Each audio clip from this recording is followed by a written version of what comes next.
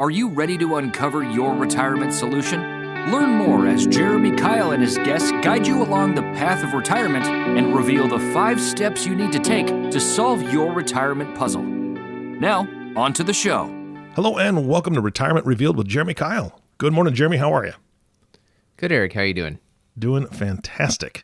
I know that today is a subject that is near and dear to your heart because of a recent experience that you went through and something that I don't think anyone wants to have to do, but No, of course not. But it is part of life, right? Yep, you got it. Just had a family member who had a relative of theirs pass away, and we were helping them through the estate, and they had a bunch of different questions and things show up with paperwork and all kinds of stuff like that. So we thought, let's turn this into a positive experience for the folks that might be facing this down the road of what do you need to know when you're handling an estate. This person was the executor. They're the one handling the estate for their relative. So what if you're in that boat? What if you're somebody that's handling the estate for your relative? All right. Sorry that you had to go through that, but I know that you were probably an incredibly valuable resource to them, and I'm interested to hear kind of how things turned out with that situation. Yeah, I think it all went well as best you can. Obviously, kind of the number one thing is just your own mental and spiritual connection there with the family member. But then you get to paperwork and matters of money, and that's important as well too.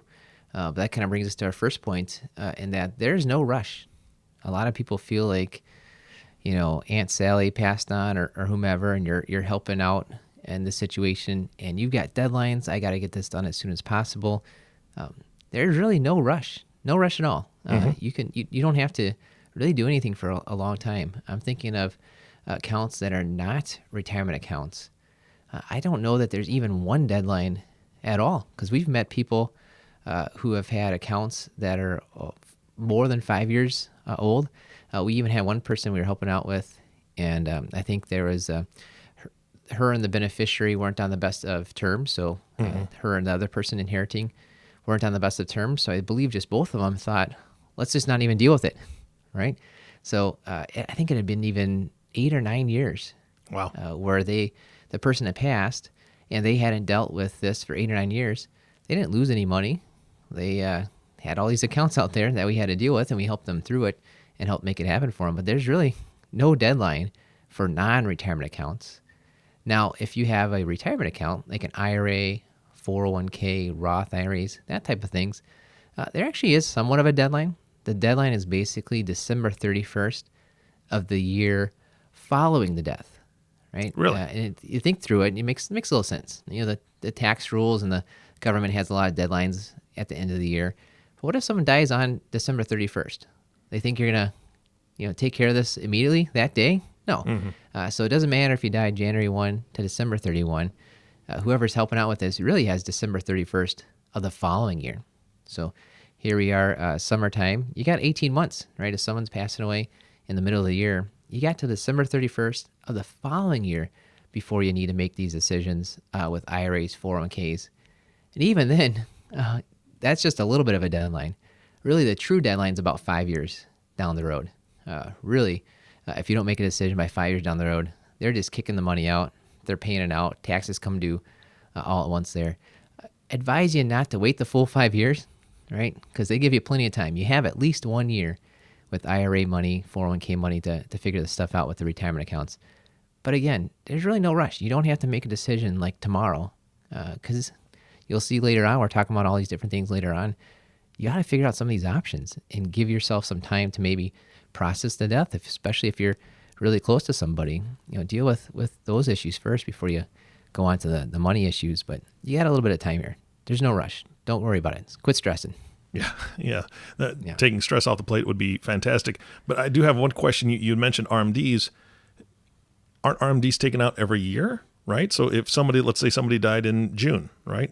And they haven't taken their RMD by the end of that year, how does somebody handle that if nobody's worrying about the accounts? Yep, you're right on. So if somebody's over now that's the age of 72 and they did not take out the required minimum distribution, you are supposed to take out that required minimum distribution by the end of that year to do that. But again, they're pretty forgiving, right? If the person died, it's December 30th and they haven't taken out the required minimum yet, tomorrow's not the deadline, right? They still get you till December 31st of the following year because they do know, things are happening. Got it. Okay. You got some time. They're a little bit forgiving there. So truly, really, truly, December 31st of the following year is really the big deadline on making these decisions on, how do you inherit this money? How do you push it out to the different beneficiaries? Things along those lines. All right. So when you're ready to do that, what are the steps? Yeah. So a lot of people think step one is just get the cash, right? So this is actually somebody, this is what the person had said to me as well. I'll just get all the cash and then I'll put it into my IRA later on. No, you can't take inherited money and put it into your own IRA. And you cannot take inherited money and do the 60-day rollover thing to another inherited IRA. So their thought was, there's a few different things out there. Let's just get all the cash, and then we'll open the inherited IRA. A lot of times getting the cash actually maybe hurts you. So you cannot do these things called a 60-day rollover. And just real quick, if you have your own money in an IRA and they send you the check, you can cash it and get it to another IRA within 60 days. The government says that's close enough. You're good to go. That just does not exist with inherited IRAs. So that's a little bit of a caution there. But I think even the bigger caution is that if you actually take the cash, that account is closed. It's done with. You have no rights to that account. And sometimes there's these guarantees, there's these benefits that are there that are really promises. They're embedded in the old account. You can't get that anymore. We'll talk about a few of those later on, but especially if you have a life insurance type of account or 401k or annuity, there might be some rules that you get kind of grandfathered in. You get the inside track, you get help because you're still associated with the old account. You take the cash, that's all gone. So really step one is not, let's get all the cash, let's sort it all together and then divvy it out from there. I think step one is just make a list of all the accounts and decide, is this, what type of account is it? IRA, Roth IRA? Is it not any of those at all? Which company is it invested with? Now you have an idea of who you need to call through. And then how much is it? So you get a listing of that. Now you can start thinking through and calling the places, getting good information. If you're working with a financial planner, they've probably been in that position before. And they might even know how this all fits into your goals and your tax information or tax situation. But really, step one is not call every place up, get the cash. Step one is just make a list of what you have. Then you can go through methodically, make some good choices. That's going to help you out. And I think that might even honor, your relative even more. The fact that you're going through and making the best choices with it all. Nice. Yeah. So the next step is now that you even know where all this, all these accounts are, sometimes it even takes you a little while to figure that out. Keeping an eye on the mail for the next few months for your relative there is a good place to find a few accounts that might just show up you didn't know about. But the next step is request some information from these places. Again, it's not a matter of just instantly take the cash. Sometimes all you got to do is just re-register. Just get that account into your name. But before you do that, you need to find out, am I going to pay a new fee to do that? Will I be starting a new lockup period to do that? As an example, we have a few folks that had annuities, and you might be familiar with annuities. We talked about that in an earlier episode, but annuities oftentimes have something called a surrender charge period. You might be locked in for maybe 5 or 10, maybe even 15 years. You're locked in. Well, when someone passes away, oftentimes when you get that cash out as the beneficiary, you don't have that penalty. You don't have that lockup anymore. But sometimes when you re-register with that annuity, they say, great, you had 7 years left. You're still stuck with the 7 years left on it. So sometimes, especially for the spouses, because a lot of times the spouses just say, continue it on the way it was before. They had this opportunity maybe to get out of this annuity, but because they just took it over, then they just continued on with the old rules. And in that example, the old rules might hurt them. Sometimes the old rules help you. That's why you just got to figure out what do you have, find out the rules, and then you can make some decisions on it. Yeah. Now, speaking of spouses, with that, a lot of times with spouses, so your husband passes away, your wife passes away, it's somewhat common to say, well, just put it into your name, right? Why have two different IRA accounts? Why have a his and her retirement account if you're just down to one person anyways? What's so interesting there is that when you have an inherited IRA, there's no longer a tax penalty for taking money out early. So you might be familiar that if you're below 59 and a half, you take money out of your own IRA, that there's a 10% penalty. But if it's an inherited IRA, you could be 25, you could be 55, doesn't matter. There is no tax penalty, no 10% tax penalty for taking money out of the inherited IRA. So we met somebody, they were 55 years old, they had lost their spouse at 50, and we were going through trying to make sure that they had enough money, could get access to enough money. The unfortunate thing is when they had lost their spouse at 50, their advisor at the time said, oh, just put in your name. It's easier. Why have two accounts instead of one? They had almost 10 years until they were 59 and a half. Mm-hmm. They had all this money that they could have had access to, zero penalty, and they locked it back up again for 10 years because they just put it into their own name. They would have been better off doing an inherited IRA. They would have had access to it. They would not have had to pay the 10% penalty. So she was someone that was looking to retire early, and we're looking through saying, man, if only we had met earlier, we could have done this inherited IRA. But now if you want to retire early, you got a 10% penalty on all this money because you're below 59 and a half. So things to consider there. If you're below 59 and a half, above 59 and a half, when your spouse dies, you may or may not want to just put it right into your own name. Again, it's just write things down, figure out what the options are, take a little bit more time versus just automatically taking the cash or automatically re-registering it right into your own name. Mm-hmm. Yeah. So we talked a little bit about IRAs, investment type accounts there, what to do, or kind of the things to look through. Mm-hmm. Now here's a term I'm guessing you might not have heard before: settlement options. Have you heard of that before, Eric? Well, only I've heard it on some commercials where I want my settlement now kind of commercial. Oh, I get you. Yep. Just like, they're very annoying. Yeah, I think you're talking about something different. Yeah, definitely. So I don't know where this comes from. It's like 100 years, 150 years old. Just maybe some weird law or terms that show up with the insurance industry. But oddly enough, if you didn't know this, but annuities can only be created by insurance companies. So a lot of times if you're dealing with life insurance or annuities, they have somewhat the same rules. And one of these rules just comes into where, I don't know why they've done this, but this is the way it is. For somehow, you look in this contract, if you find your relative's life insurance contract or annuity contract from 30 years ago, whenever they took it out, somewhere in there is going to be some language about settlement options. When you decide to take this money out over time or in different ways, there's going to be a guarantee on what the interest rate's going to be, and there might be even a guarantee on how they'll pay it out to you. So interesting. And if you just call up and say, give me the cash, they'll gladly give you the cash, because a lot of times these older policies, those interest rates might be 3%. We've seen 2, we've seen 4. Most of the times we see around 3%. Well, 3% right here in the middle of 2020, that's pretty good interest, especially when you can just take that money out right away. So a lot of times when you're inheriting life insurance, you're inheriting an annuity, don't just necessarily ask, how much is it? Send me the check. Ask, what are my settlement options? There might be one with life insurance called on deposit. You basically just leave it there virtually forever if you wanted to, and you might be getting 3% interest. 3% interest to take it out whenever you want is amazing these days. So you might be giving up that 3% guaranteed rate if you take the cash. So ask about an on-deposit settlement option, especially with life insurance. Then there's the annuities. These have settlement options too. And annuities can get even more complex, especially these different types of annuities with guaranteed income benefits, all these different things that are out there.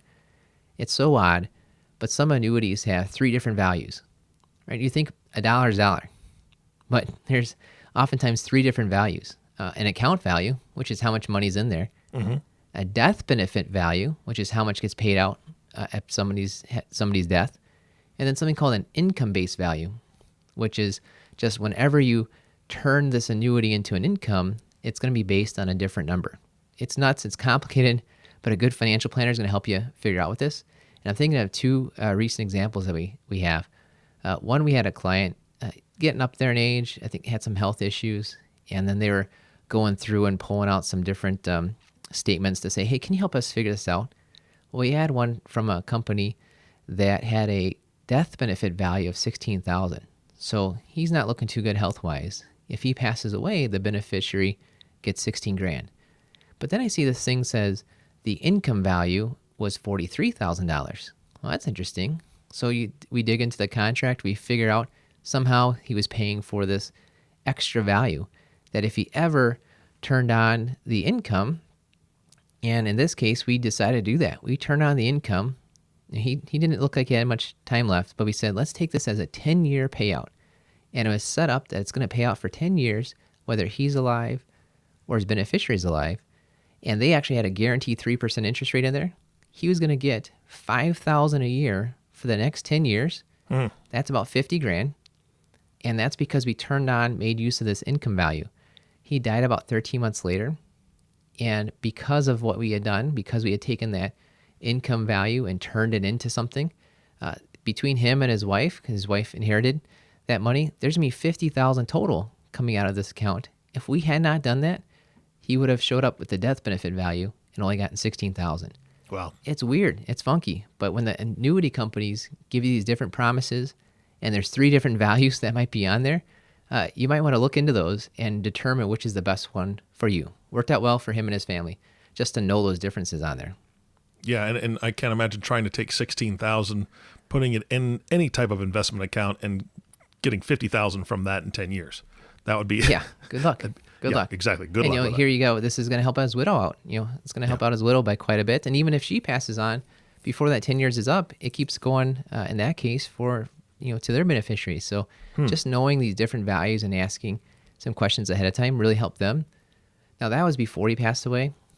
After someone passes away, you might think that you can't do anything different, like things are set in stone. Similar situation.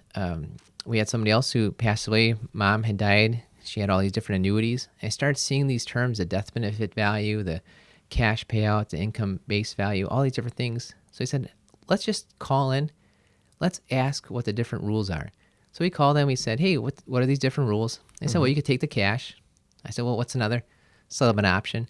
Oh, you could take it out over the next 1 to 5 years, and you'll get 3%. Okay. Or you could just continue on what your mom was doing.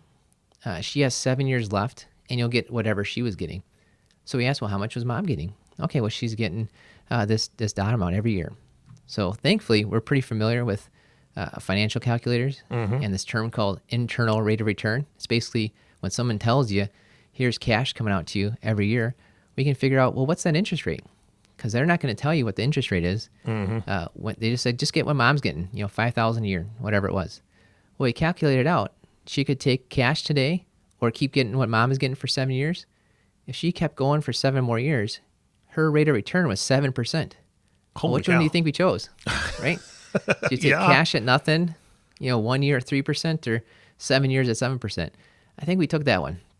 And it's had nothing to do with any, magical tricks. It's just, look, there's these guarantees that are inside of these accounts. And unless you know what those different guarantees are, how do you know what the best choice is? So if you got an advisor that just says, oh, take the cash, or, it's getting in your name, then we'll deal with it. This is a bad situation. This one I'm thinking of. We had somebody came to us because their current advisor, the mom had died. So the client here, the mom had died. She went to her current advisor, said, hey, can you help me out? I've got like 12 different places. I don't know what to do, these different things. She said, well, tell you what, take all the cash, give me a call and I'll invest it for you. So here, the lady's mom had died. She's coming to her longtime advisor asking for guidance. And the lady said, just you figure it out. Give me the cash and then I'll invest it for you. It's just like you do all the work, I'll make the commission. It's kind of the way the old advisor. So thankfully, this lady worked with my aunt. She said, you got to talk to my nephew. So we were able to help her out there and just walk her through. We called in, figured out all these different places, found out where the guarantees were, found out what the tax situation was. If your advisor is not finding out what these settlement options are, if they're not telling you what these different tax calculations are, I think it's time for a new advisor. Yeah, absolutely. And for those that are listening, he's speaking the truth on this. This drives me bananas because advisors do get paid for investing your money. One way or another, they're going to get paid. That's what they get paid to do. And it really bothers me that there are advisors out there that would just take the easiest road, number one, so they don't have to do the work. Number two, they know that when you bring them the cash so they can invest it for you, they're going to make money off of that. And that's not in your best interest. And that's not being a true fiduciary. I know we've talked about fiduciary before, Jeremy, on previous podcasts, and people can go back and listen to those to get a better explanation. But it's very frustrating to me. And I almost think of it as almost like an elder abuse case in a lot of cases, because people just don't know. And when they're asking for help and you're not giving it to them as an advisor, that's almost criminal in my opinion. So I appreciate the fact that you're laying it all out there on a podcast. This is not a big secret of the industry. You're straight out telling people the truth and letting them know there are better ways. So thank you. Yeah, absolutely. I mean, these are things that if you don't dig into it, you won't know, and you'll be missing out. So we don't want anyone missing out. We want their education to be there to help them out. And if they need some guidance, well, we're here for you. For sure. Last couple steps for you on what to do when you inherit some money, whether you're the executor, maybe you're somebody that's inheriting the money. But step 4 is make some decisions with your whole picture in mind. It's not just about I inherited money from mom or your aunt or uncle here, but you need to incorporate your whole picture in mind. What's going on with your income and taxes? What's going on with your other investments that are out there? You can project out what your taxes are going to look like the next couple of years, and you can find out, well, this inheritance thing, I'll have it, the taxes hit this year. This one I'll spread it out over 5 years. This one I can delay for 10 years. You can plan out some of these things. It's a big deal tax-wise. And even with investments too. Maybe you're someone that thinks, I need to have $100,000 in the bank because that's how much for whatever it is you're saving for, just for emergency money. And if you're earning 0.1%, which we see all the time, what is that, $100 a year? I mean, that's nothing. You're losing money. But what if you inherit? Yeah, exactly. What if you inherit $100,000 and you look into it and you find out that you have a guaranteed 3%? A lot of people keep things separate. They say, I'm going to take the check from that inheritance and I'll go invest. I'll keep that kind of separate. I'll go invest. Well, wait a second. Why would you give up the 3% and keep the 0.1? Sometimes you just need to reframe your mind a little bit and say, this inheritance money, even though I had planned on investing it, well, maybe I'll just keep that inheritance money at the 3% and I'll go invest the other money, right?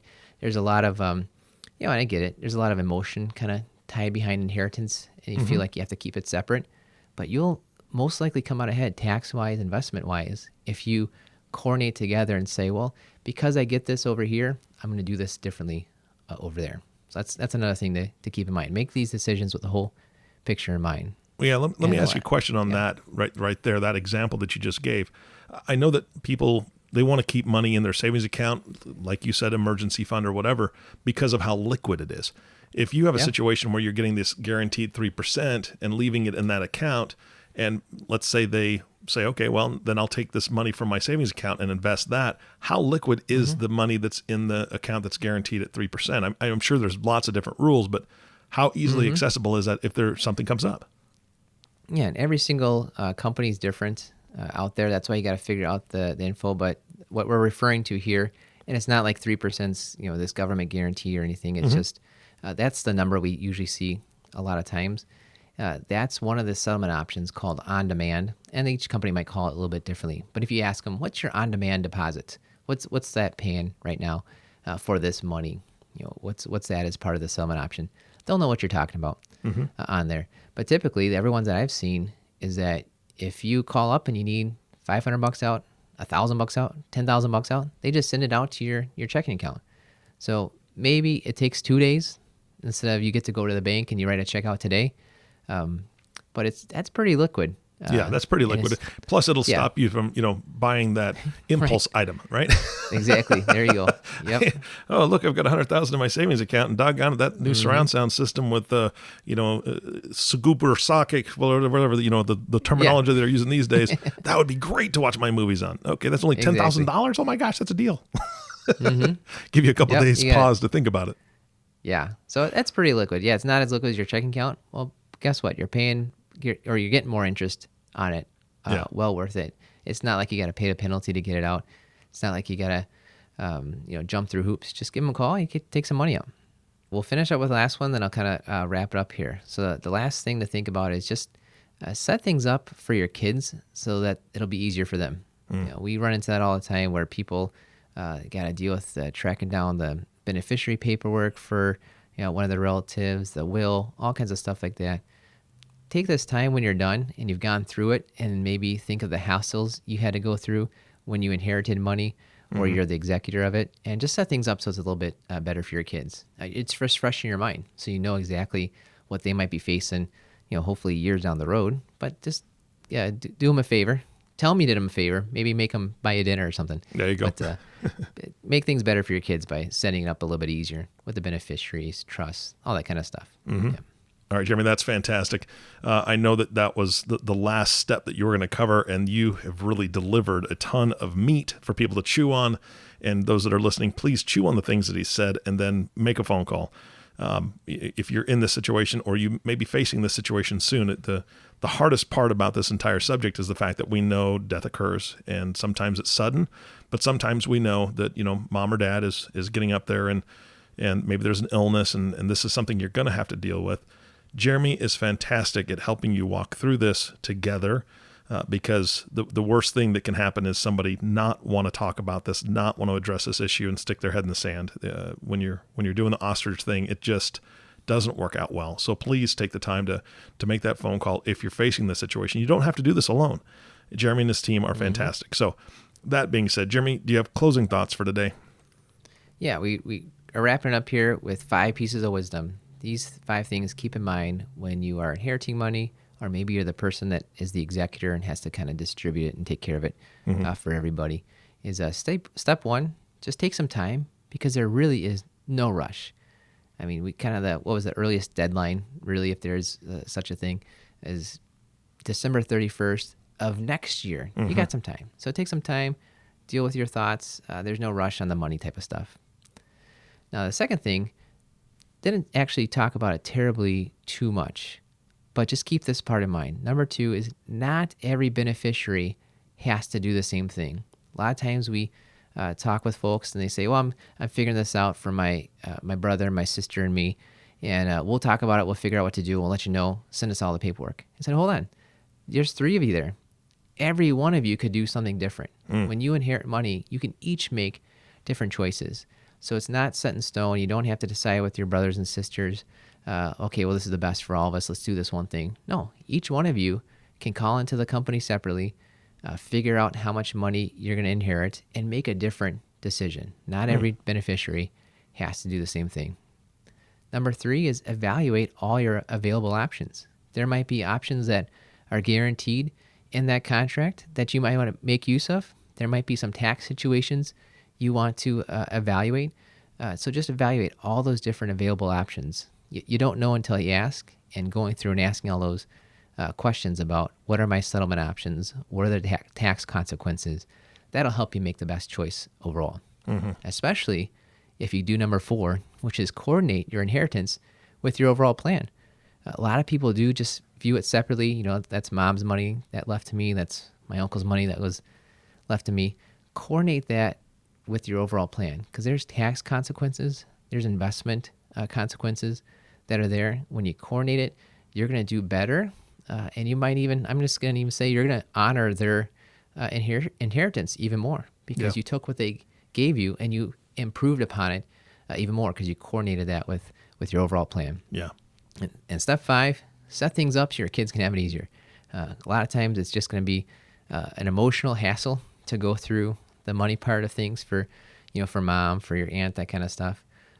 When you're done with that, take the time, set things up so that's going to be easier for the next person that's going to get to inherit some money from you. Yeah, absolutely. Great advice. Thank you so much, Jeremy, for your time today and the wisdom that you're sharing with the audience. I look forward to the next podcast. Yeah, thank you, Eric. We'll be talking soon. All right, sounds good. And thank you all for tuning in and listening to the Retirement Revealed podcast with Jeremy Keil. If you have not subscribed to the podcast yet, please click the subscribe now button below. This way, when Jeremy comes out with a new podcast, it'll show up directly on your listening device.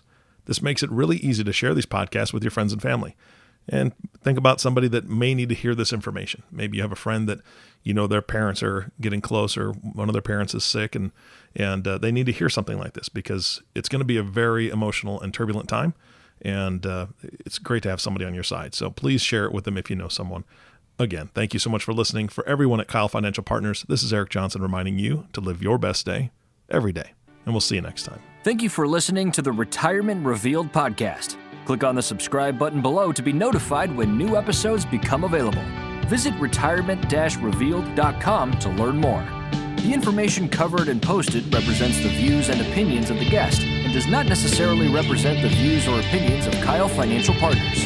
Keil Financial Partners does not provide legal, accounting, or tax advice. Consult your attorney or tax professional. Representatives have general knowledge of the Social Security tenets. For complete details on your situation, contact the Social Security Administration. Keil Financial Partners is a part of the Thrivent Advisor Network, a registered investment advisor. The content has been made available for informational and educational purposes only. The content is not intended to be a substitute for professional investing advice. Always seek the advice of your financial advisor or other qualified financial service provider with any questions you may have regarding your investment planning.